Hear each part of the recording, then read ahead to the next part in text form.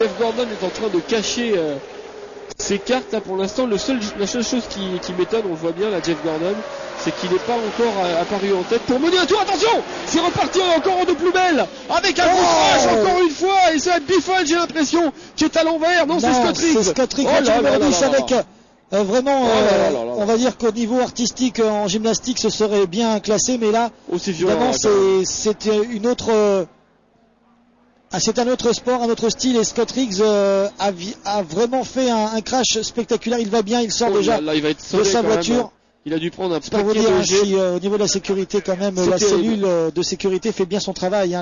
L'habitacle est bien renforcé, bien étudié, mais quand même, à chaque fois, on a peur pour ces pilotes. Nouveau drapeau jaune. 305, 310 km/h. Suffit que vous soyez airborne, et de nouveau Jimmy Johnson, alors qui va finir avec une voiture complètement cabossée. Le public qui ovationne Scott Riggs, qui fait signe que tout va bien. On est soulagé parce que franchement, quand on va revoir les images, c'est impressionnant. Alors sortie de Robbie Gordon, de Jeff Burton, pardon, qui sort de la voiture 31.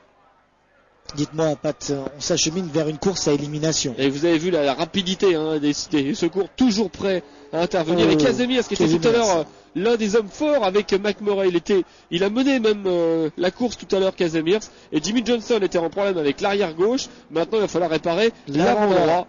Décidément, je pense pas que le sort s'acharne, mais quand même, Jimmy Johnson est dans tous les mauvais coups aussi. On va revoir.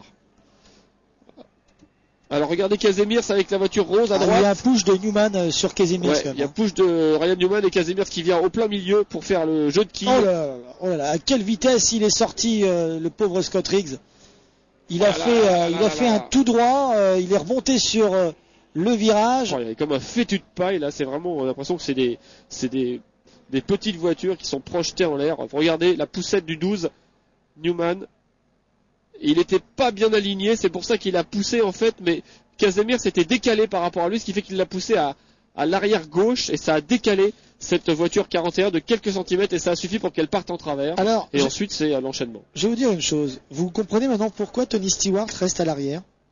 Oui, c'est ce que Dallin Dark disait.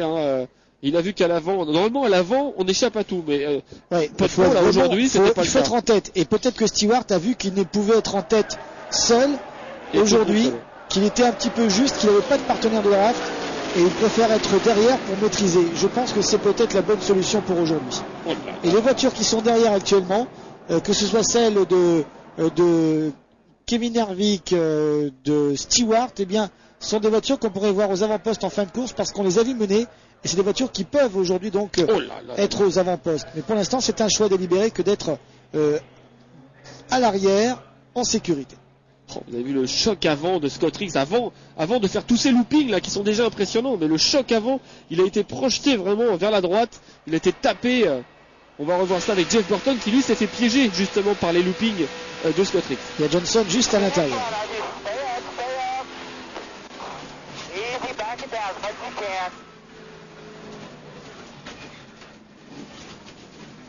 Oh là là, oh là là là. Vous avez vu ça? Ça arrive devant vous, c'est comme un ovni quoi qui a été devant Jeff Burton avec Rusty. Voilà.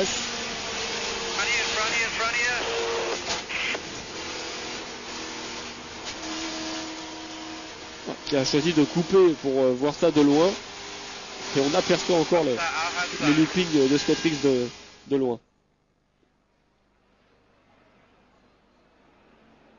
Il y avait Biffle. Voilà, aussi. Biffle aussi a été tamponné dans tous les sens, à droite, à gauche, une nouvelle fois à l'arrière, à l'avant. On aura peut-être d'autres caméras embarquées qui vont être extrêmement spectaculaires.